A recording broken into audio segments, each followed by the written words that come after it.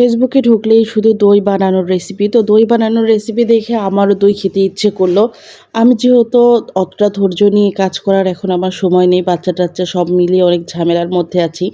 তাই আমি খুব দ্রুত যেভাবে দই বসিয়ে দইটা খাওয়া যায়, আমার মনেরও তৃপ্তি মেটে, আমি সেই কাজটাই করে ফেললাম। তো আমি কিভাবে দ্রুত দই বানিয়েছি, সেই ভিডিওটাই কিন্তু তোমাদের সাথে শেয়ার করব। যেসব আপুদের হাতে একেবারেই সময় নেই কিন্তু দই বানানোর খুব ইচ্ছা, তো তারা কিন্তু আমার এই টেকনিকটি ফলো করতে পারো।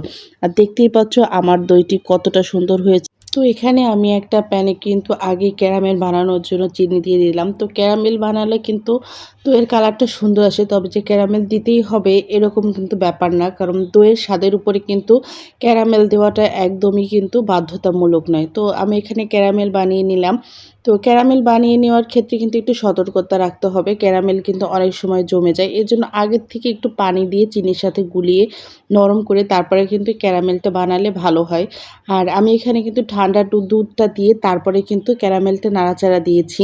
তো আমি একদমই ফ্রিজ থেকে যে দুধটা বের করেছিলাম সেটা দিয়েই কিন্তু ক্যারামেলটা আমি বানিয়ে একবারে সেট করে দিলাম। অনেকেই আছে যে ক্যারামেল পরেও বানিয়ে দেয়, এটা যার যার ব্যক্তিগত ব্যাপার।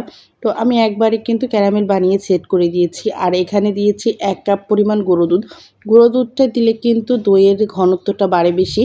অল্প দুধে অনেক বেশি দই বানাতে পারবেন, আর দইয়ের স্বাদটাও কিন্তু অনেক বেশি মজা হয়। অবশ্যই চেষ্টা করবেন গুঁড়ো দুধ দেওয়ার জন্য। গুঁড়ো দুধটা দিলে কিন্তু দইটা বেশি ভালো জমবে, আর দইয়ের ঘনত্বটা কিন্তু অনেক বেশি বাড়বে। আর দুধটা যত ঘন হবে আপনার দইয়ের স্বাদটা কিন্তু তত বেশি ভালো হবে, পানি কিন্তু কম ছাড়বে। এর জন্য এই জিনিসটা অবশ্যই ফলো রাখতে হবে। তো আমি কিন্তু অনেক পরিমাণ ঘন করেই কিন্তু দুধটা জ্বালিয়ে নিয়েছিলাম। এখানে দেখতেই পাচ্ছ যে কতটা ঘন হয়েছে। তো দুধটা ভালো করে জ্বালিয়ে নেওয়ার পর তারপরে কিন্তু ঠান্ডা করে নিতে হবে। এমনভাবে ঠান্ডা করতে হবে যেন আঙ্গুল ডুবালে আঙ্গুলে তাপ না লাগে, হালকা হালকা গরম থাকবে। একটা জিনিস কিন্তু খেয়াল রাখতে হবে, বেশি গরম দুধে দই দিলে কিন্তু দুধটা কেটে যেতে পারে। এজন্য অবশ্যই কিন্তু দুধটা কতটুকু গরম আছে সেটা বুঝে শুনে তারপরেই কিন্তু দিতে হবে দইটা। আর এখানে আমি 5 চামচের মতো কিন্তু দই নিয়ে নিয়েছি। দইটা খুব ভালোভাবে ফেটিয়ে নিতে হবে। দইটা ফেটানো কিন্তু অনেক বেশি জরুরি। এতে করে কিন্তু দুধের সাথে খুব ভালো করে মিশবে। তাই এই জিনিসটা কিন্তু অবশ্যই ফলো করতে হবে।